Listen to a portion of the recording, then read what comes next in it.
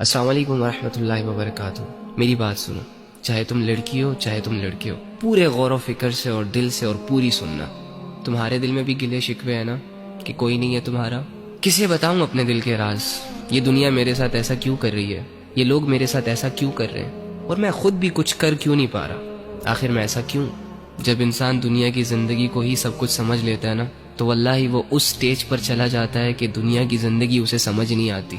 Any how, تو ایک کام کر، آج رات جب سب سو جائے نا، تو چھپکے سے اٹھنا، کسی کو کانوں کان خبر نہیں ہونی چاہیے، اور سب سے الگ تھلگ ہو کر جا نماز پکڑ، بچھا اور اس پر کھڑا ہو جا، ہاتھ باندھ، آنکھیں بند کر، امیجن کر کہ تیرا رب تیرے سامنے کھڑا ہے، وہ رب جس کا تو بندہ ہے، اور اسے اپنا سب کچھ مان، اور یہ تصور کر کہ آج میں اپنے رب کو اپنی حالت دکھانے آیا ہوں، آج میں اپنے رب سے اس دنیا کی شکایتیں کرنے آیا ہوں، آج میں اپنے رب سے دل کے راز بیان کرنے آیا ہوں۔ 2 رکعت نفل نماز پڑھ، اور نماز پڑھنے کے بعد جھولی پھیلا دے، ہاتھ اٹھا دے، بچھا دے خود کو، اور دل کی گہرائیوں سے پکار اپنے اس رب کو جو تیرے دل کے حال کو جانتا ہے، جو تب بھی تیرے ساتھ تھا جب دنیا تیرے ساتھ نہیں تھی، جو تب بھی تیرے ساتھ تھا جب دنیا تجھے جانتی نہیں تھی، اور جو آج بھی تیرے ساتھ ہے۔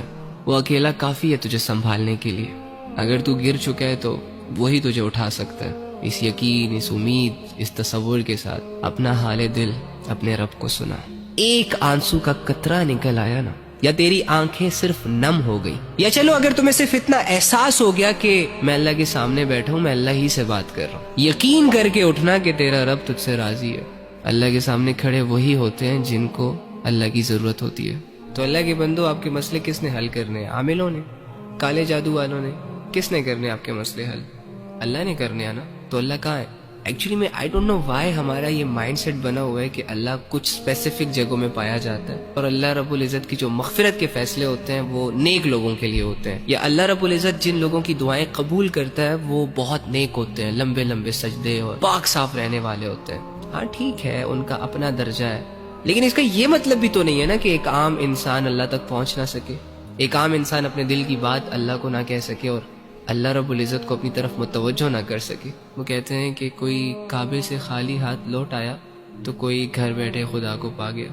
آپ کو نہیں لگتا کہ جو کمزور ہوتے ہیں، جو عام لوگ ہوتے ہیں، جو مظلوم اور فقیر قسم کے لوگ ہوتے ہیں، جو خالی ہاتھ ہوتے ہیں، معاشرے کو زیادہ تر ترس انہی لوگوں پر آتا ہے؟ تو اگر آپ اپنے آپ کو یہ مان بیٹھے ہیں کہ ہم گنہگار ہیں، ہم بدکار ہیں، تو دوسری جانب یہ بھی تو یقین کر سکتے ہیں نا کہ اللہ رب العزت آپ کی طرف زیادہ رجحان کرے گا۔